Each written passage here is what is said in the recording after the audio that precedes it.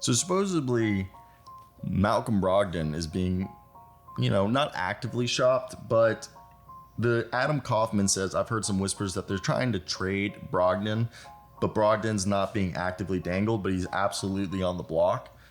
And makes sense. I'm on the thought, though, that I love me some Malcolm Brogdon. And I don't think he's somebody who people should just be kind of treating him the way that they are, is as if he's what's not discarded goods, but damaged goods. Is that the right way to say it? Because it does feel like they're acting as if he's not going to be a productive NBA player, that this tendon is real bad. And he's just upset with the Boston Celtics due to the way they handled his tendon injury, as he thinks that they, mismanaged it. And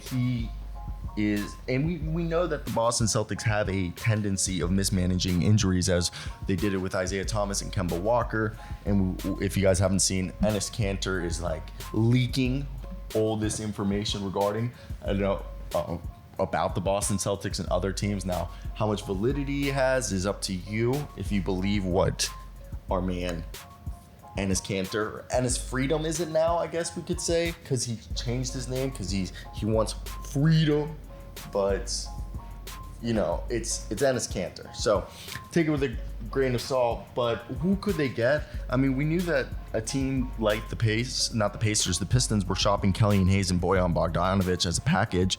So what if you give them a first round pick, Malcolm Brogdon, and you get Killian Hayes and Bojan Bogdanovic? And people don't realize Killian Hayes is like one of the better defensive guards in the league at this point. And then you get Bojan Bogdanovic, a 40% shooter. Like, you can get those guys, and then you extend Killian Hayes on like a cheap deal similar to like Javon Carter's 3-year, $21 million.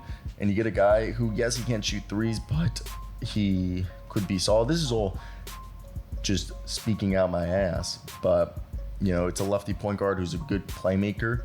And I'm just curious if that deal even works, because Brogdon, in my mind, is definitely still a valuable basketball player that people, I think, are just acting as if, again, what we said in the beginning of the video, damaged goods. And I think there is a market for him to be a productive guy for a team, for whoever. So what would the Pistons want? I think the Pistons, again, would want, a player. If they were getting Brogdon, they want compensation. I mean, they would be so guard heavy, and you're thinking, why would the Pistons do this? They'd have so many guards. They just traded for Monte Morris. And you're right, so why would we do this? Maybe that we help them out with the Buddy Hield deal right here. Like, that could be the whole thing. Like, the Mavericks want Hield, and let's send Tim Hardaway Jr. to the Pistons, Bojan Bogdanovic, and because this is a big deal, we can make this into a 4-team deal where Pacers send Buddy Hield. Now I'm just being crazy, but the theory is they could use, and they have a tendency of making this. So you send Buddy Hield to the Mavericks, you send Pistons. Well, actually, let's do this. So I was gonna say we could help facilitate a big old deal where Brogdon goes to, So Brogdon goes to the Pacers, okay?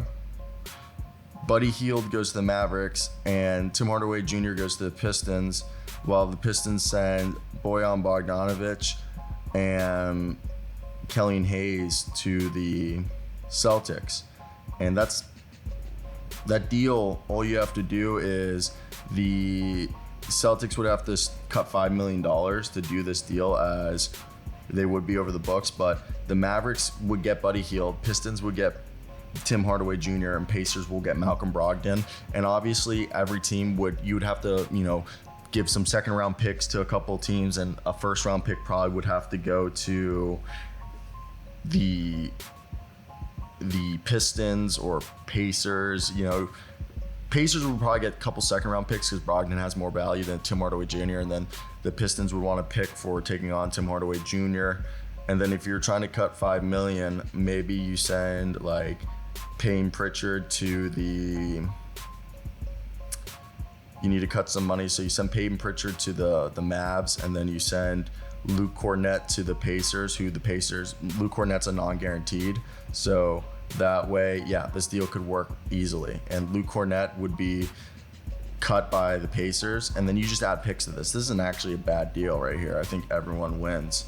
So I want to hear your guys' thoughts down below. Is this too crazy? But yeah, that's basically it for me, guys. Peace out.